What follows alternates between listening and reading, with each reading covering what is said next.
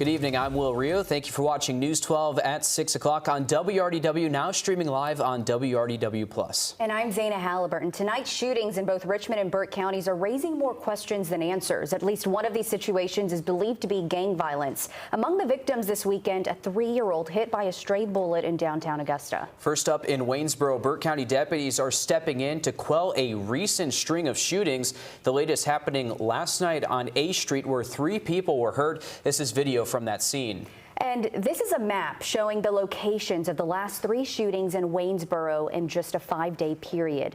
Both yesterday's shooting and one last Wednesday happened right there on A Street. And last Thursday, a man was killed at a nearby convenience store on East 7th Street. In response to all of this, both Waynesboro police and Burke County deputies are stepping up their patrols. Your Gunter Schroeder joins us live in the newsroom now. Gunter, you heard from neighbors in the area today about this recent spike in shootings.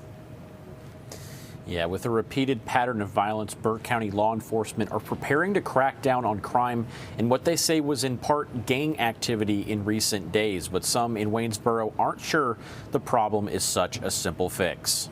Last Thursday, Albert Jenkins heard something he says he hears nearly every 2 months. Me and my neighbor was sitting out there on the porch, and we hear 5 shots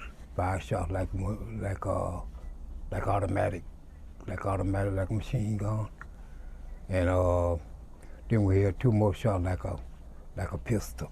I hear shooting all the time. You know, I know it ain't no 4th of July. I know it ain't no Labor Day. You know.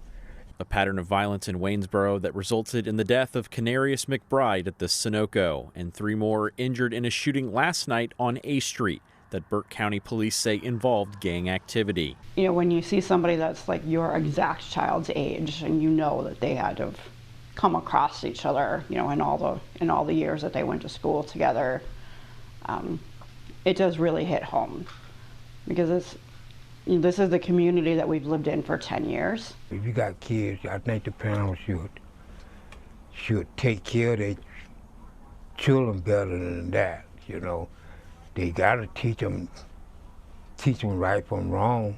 That gun is not nothing to be played with. Burke County law enforcement announced plans Monday for increased patrolling of schools, but some in the community hope they consider the deeper issues. We need to be, you know, providing resources for all of our young people, and we need to be providing resources, you know, for our, you know, middle-aged adults as well. And unfortunately, I think we've created an environment where it's become necessary, because we haven't kept the guns and the knives out of school, and we haven't kept the gangs and just the neighborhood brawls out of the school. So it's manifested into its own, you know, issue, and it's kind of hard to see a way out of it. In a statement earlier today, the Burke County Sheriff's Office detailed their plans for increased law enforcement, including sending teams into areas experiencing more criminal activity and increasing the size of the Criminal Investigations Division to help target investigations into gang activity. The statement reads in part that the Burke County Sheriff's Office and the Waynesboro Police are remaining united and steadfast in safeguarding the residents of Burke County. They'll continue to work diligently together along some other state and regional partners to prevent that further violence and bring those responsible to justice. But at this time, no updates have been provided on the status of the suspects for last night's shooting.